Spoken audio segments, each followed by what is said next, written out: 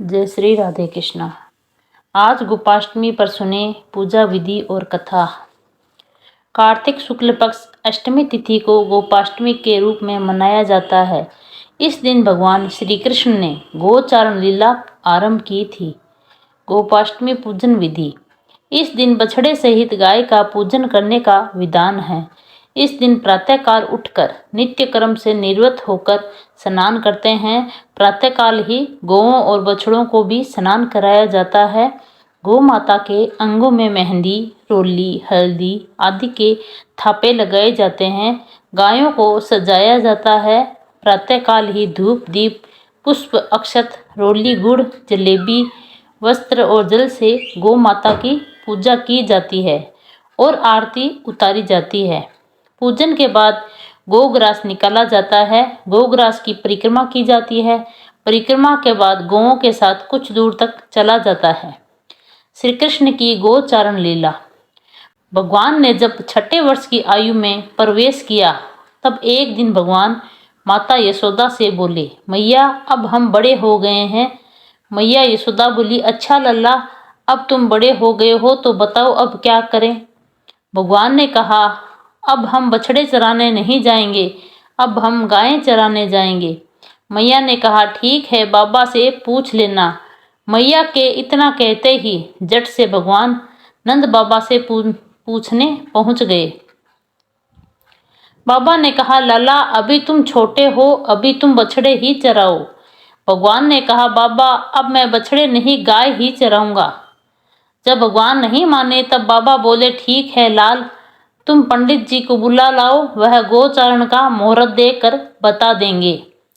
बाबा की बात सुनकर भगवान झट से पंडित जी के पास पहुंचे और बोले, पंडित जी आपको बाबा ने बुलाया है, गोचारण का मुहूर्त देखना है। आप आज ही का मुहूर्त बता देना, मैं आपको बहुत सारा माखन दूंगा। पंडित जी नंद बाबा के पास पहुंचे और बार बार पंचांग देकर गणना करने लगे। तब नंद बाबा ने पूछा, पंडित जी क्या बात है, आप बार बार क्या गिन रहे हैं। पंडित जी बोले, क्या बताएं नंद बाबा जी, केवल आज का ही मुहूर्त निकल रहा है, इसके बाद तो 1 वर्ष तक कोई मुहूर्त नहीं है। पंडित जी की बात सुनकर नंद बाबा ने भगवान को गोचारण की स्वीकृति दे दी।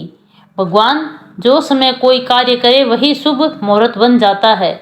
उसी दिन भगवान ने गोचारण आरंभ किया और वह शुभ तिथि थी कार्तिक मास में शुक्ल पक्ष की अष्टमी। भगवान के गोचारण आरंभ करने के कारण ही यह तिथि गोपाष्टमी कहलाई। माता यशोदा ने अपने लल्ला का श्रृंगार किया और जैसे ही पैरों में जूतियां पहनाने लगी तो लल्ला ने मना कर दिया और बोले, मैया यदि मेरी गायें जूतियां नहीं पहनती हैं तो मैं कैसे पहन सकता हूँ। यदि पहना सकती हो तो उन सभी को भी जूतियां पहना दो। और भगवान जब तक वृंदावन में रहे भगवान ने कभी पैरों में जूतियां नहीं पहनी।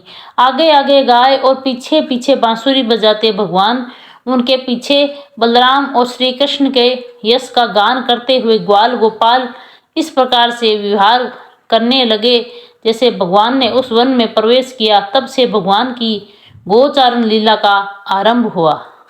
जब भगवान गोए चराते हुए वृंदावन जाते तब उनके चरणों से वृंदावन की भूमि अत्यंत पावन हो जाती। वह वन गौओं के लिए हरी हरी घास से युक्त एवं रंग बिरंगे पुष्पों की खान बन गया था।